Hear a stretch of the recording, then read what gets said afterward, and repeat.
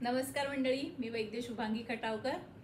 आधीचा जो व्हिडिओ होता निद्रा या विषयाला धरून केलेला, तर त्याला तुमचा खूपच छान रिस्पॉन्स मिळाला आहे आणि याच्यावरनं लक्षात येत आहे की खूप जवळचा विषय दिसतोय, दिल के करीब असणारा। आणि बऱ्याच जणांनी असं सांगितलंय की नाही, तू निद्रा पार्ट 2 आता घेऊन ये। सो या व्हिडिओमध्ये आपण निद्रेविषयीच अजून थोडं जाणून घेऊया। आणि खरं म्हणाल तर मला खूप आनंद झाला की तुम्हाला स्वतःच्या शरीराबद्दल इतकं जरा सखोल काहीतरी ज्ञान हवंय। आणि म्हणजे हे सगळ्यांच्याच बाबतीत असंच व्हायला पाहिजे, अशीच आता खरं म्हणाल तर काळाची गरज आहे।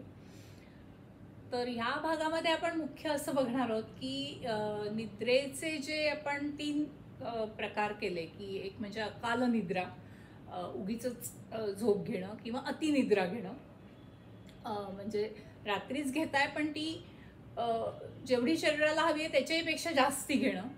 आणि तिसरा प्रकार म्हणजे अनिद्रा। अनिद्रा म्हणजे की झोपच न घेणं, उगीच जागरण करणं असं। तर या तिन्ही गोष्टी शरीराला बाधक आहेत।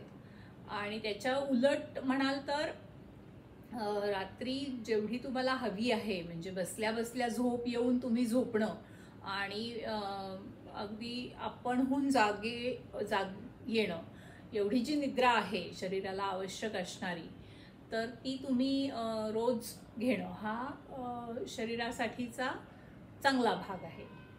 तर यामध्ये अकाल निद्रा म्हणजे जी दिवसाची झोप जी आपण म्हणतो ती कफ वाढवणारी आहे। आणि ती सगळ्यांना चांगली आहे का, तर खरं म्हणाल तर नाही। कारण त्यांनी असं सांगितलंय की त्यामुळे होणारे आजार किंवा त्यामुळे होणारी शरीरावर होणारे परिणाम किंवा लक्षणं हे बऱ्यापैकी दिसून येतात की एकतर कफ वाढतो, त्याच्याबरोबर मेद वाढतो किंवा जडपणा येतो शरीराला, अग्निमांद्य होतं, मळमळ होते, काही वेळेला तापासारखी लक्षणं होऊ शकतात। तर या सगळ्याच्या दृष्टीने दुपारी झोपणं हे योग्य नाही आहे। पण दुपारी नियमितपणे झोप घेणाऱ्यांसाठी एक दिलासाचं वाक्य आहे की त्याला त्यांनी पण दिला आहे की केव्हा दुपारी झोप घेऊ शकतो। तर मुख्य म्हणजे ग्रीष्म ऋतूमध्ये, जेव्हा उन्हाळा आहे, थोडा वातावरणामध्ये रुक्षता असते, शरीरामध्ये रुक्षता निर्माण झालेली असते आणि मुख्य म्हणजे रात्री छोट्या असतात। तर अशा वेळेला तुम्ही दुपारी झोप थोडा वेळ घेणं चालतं। त्यातही जर तुम्ही बसून झोपलात दुपारी तर ते तर म्हणजे त्रिदोष, कुठलाही दोष न वाढवणारं आहे।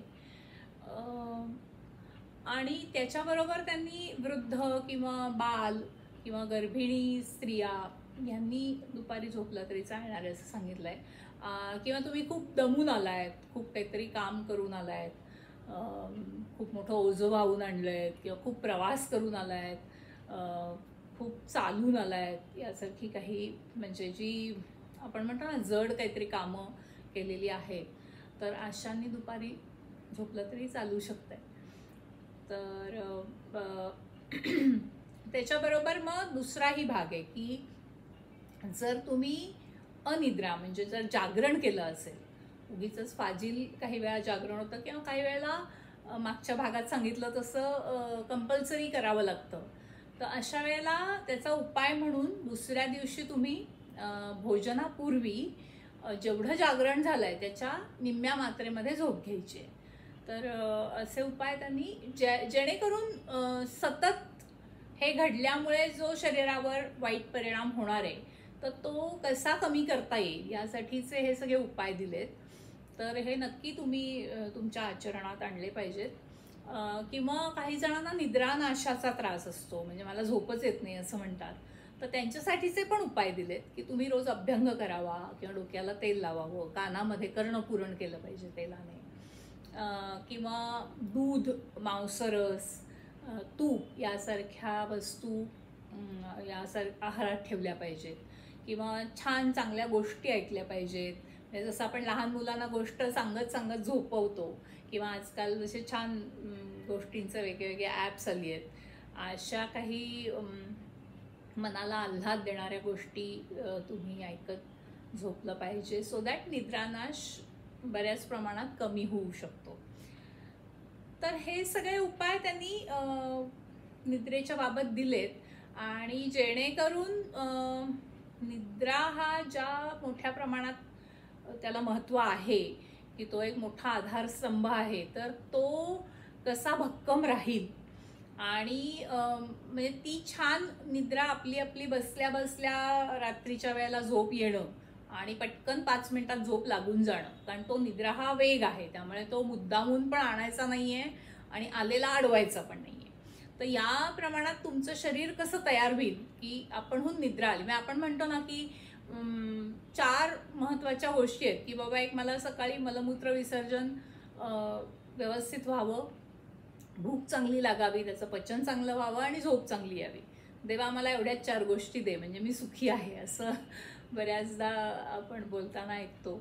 तर तो भाग खरंच म्हणजे म्हणायला गेलं तर हीच संपत्ती आहे.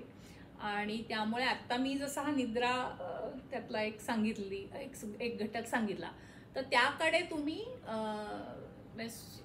तेवढ्या डोळसपणे बघा आणि त्याच्यात जर काही तुम्हाला थोडी उच्च नीच असेल तर ते दुरुस्त करून घेतली पाहिजे. आणि त्यासाठी तुमच्या मी म्हणते नेहमी तसं वैद्यांचा सल्ला घ्या. जर ते काही अवेलेबल नसेल कोणी, तर इथे तुम्ही मला मेसेज करून विचारू शकता. पण कसंही करून ते दुरुस्त करून वेळेवर घेतलं पाहिजे.